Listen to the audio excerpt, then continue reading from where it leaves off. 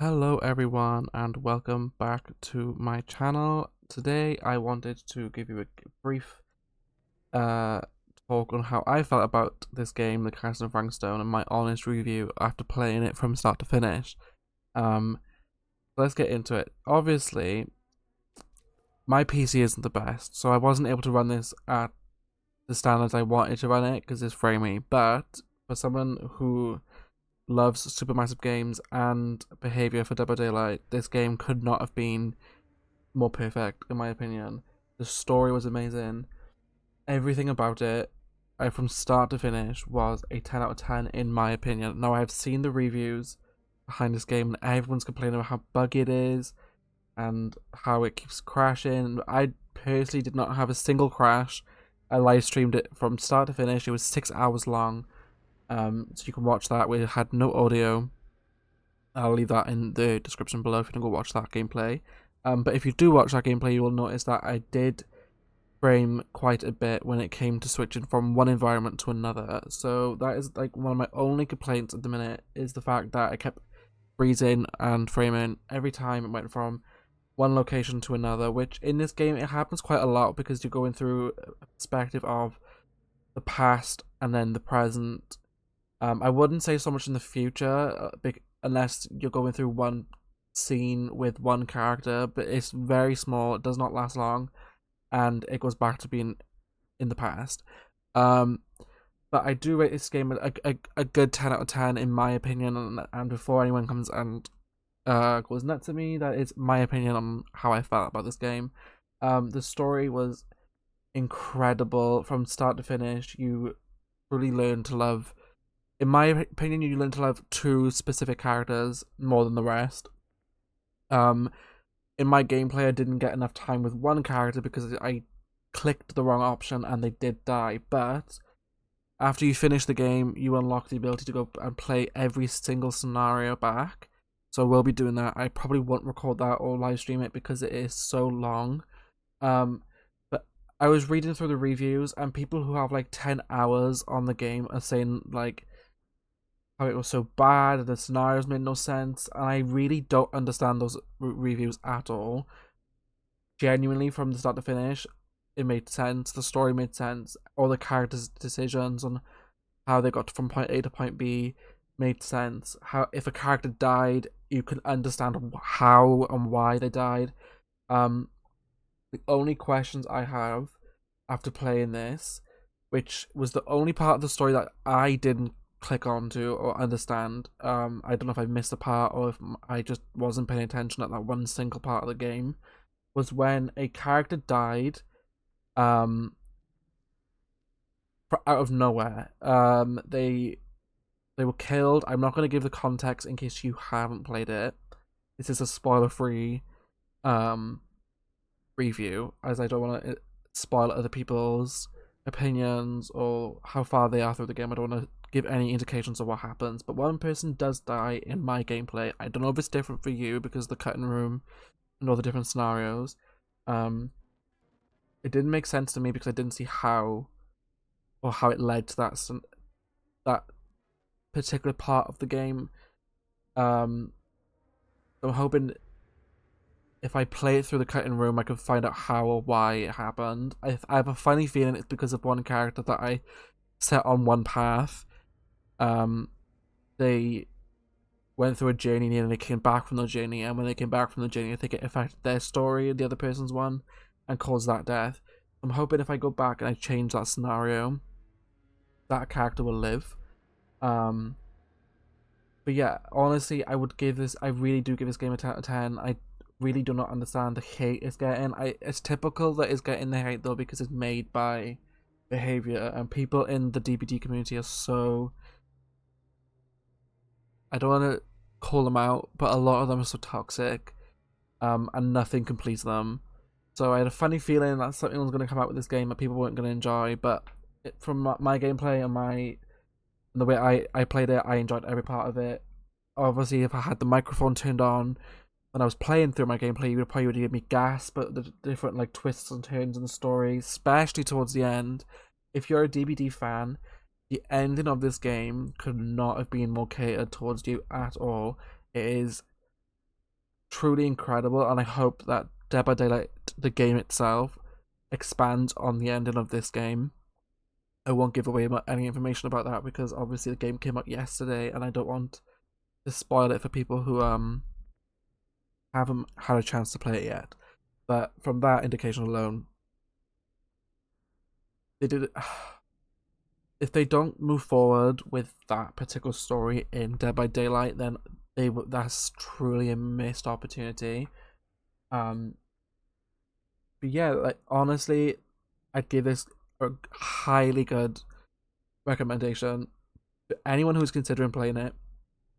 Yes, the price tag is a little bit steep for the amount of gameplay, but the replayability of this is so high because you can go back and redo scenarios that you missed. Um, I'll try and give an example right now because I haven't actually clicked the cutting room, but in the cutting room itself, you have all of these different levels. I'm trying to traverse it, but I haven't actually figured out how to do it yet. Look, so I don't want to. Oh, I don't want to give away. Actually, no, I won't do that because it's just gonna give away past the story because the titles of them are so different. But you essentially get to go through every single scenario that you would have clicked and replay it in a different way. And the game does describe it in a really good term that every choice you choose has a different outcome, and every choice after that outcome also has another outcome. So you can go back and play so much more on the parts you really would have missed out. I really wish that the two characters that I did accidentally kill off had a chance to make it to the end. I almost completed it with everyone surviving. I'm not sure if it's possible, but I'm hoping so. But yeah, honestly, give this a go before you actually listen to like the reviews on Steam about the game or just the people complaining because of the bugs. Besides the bugs and the framiness of like going from one scene to another, it is a truly amazing game. Please do not let anyone else's opinions try to change you from forming your own. Um, Only problem I would have with this is it is the price tag a little bit because in the UK it's £33.50, which is expensive for a game that if you only play it once from start to finish is 6 hours long, which was how long my gameplay lasted. But if you go through different options, I don't know if it's shorter or longer. But I'd say 6 hours is a good mark. I tried looking through the reviews. Everyone had between 6 to 7 hours. I don't understand how people have over 10 unless they've gone back and already did all the cutscenes for the cutting room floor. The price tag, if you're only playing it once, is a little steep. But if you're a player who's going to go back and complete every single thing, then I think the price tag is justifiable. It's not too expensive if you're going to play it for a long period of time. But I do want to touch on a few things in the game. Obviously, this game isn't. I don't know if homage is the right word. To Dead by Daylight. With a lot of factors from Dead by Daylight being in the game. Obviously, it's made by the creators of Dead by Daylight and the creators of people who made the Until Dawn game and The Quarry. So obviously when it was made, you knew it was going to be a good game, but I did not expect the amount of Easter eggs were going to be in here. The collectibles, I'll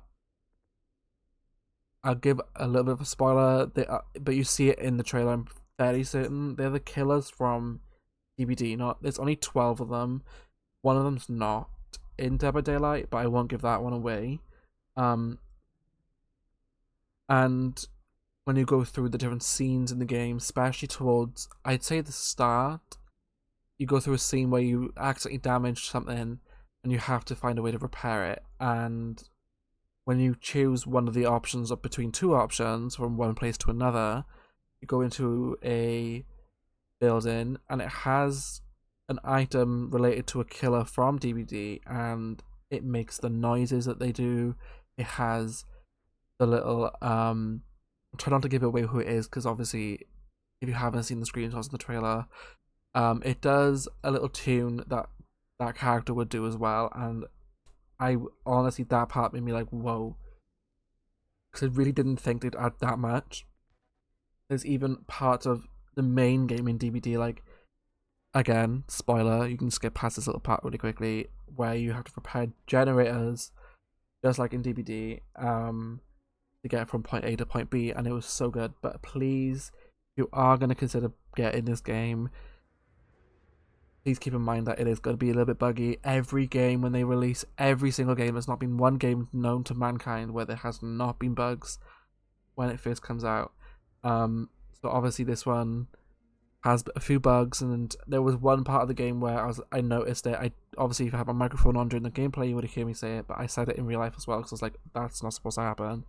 During a scene which is related to the picture of the curtain room, you play in that room, and you have some of the characters that you play with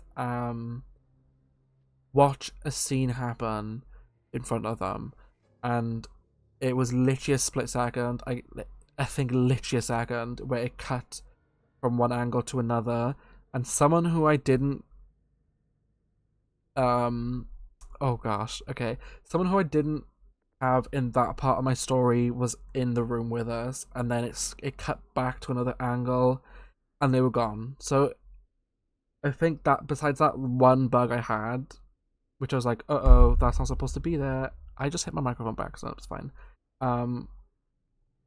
Besides that and the frames, this game was truly amazing, and Supermassive Games, or however they pronounced, did an amazing job with this game and the story behind it. I'm hoping they expand upon the ending on Dead by Daylight, and if you do finish the game and you get through the credits, there is a post-credit scene, and I hope this game expands upon that post-credit scene, because it does leave you with a few questions, which I think if a game does that, is really good, because then it has a way to open up another story or a DLC or anything. But that post-credit could be completely invalid if I go through the cutting room and there might be a scene that I missed because I didn't choose a certain option. So just keep that with a grain of salt, that maybe the ending is different because I didn't do a certain thing. Yeah, but I wanted to give my honest, spoiler-free review on this game because I just played it from start to finish. I've been awake since I think about 6 o'clock in the morning until now playing the game, and I truly enjoyed every moment of it. I will probably play this again from start to finish because it was that enjoyable. But I hope you all have a good day. Please give this game a go. I do recommend very highly of it. I'll see you guys in the next one. Goodbye, guys.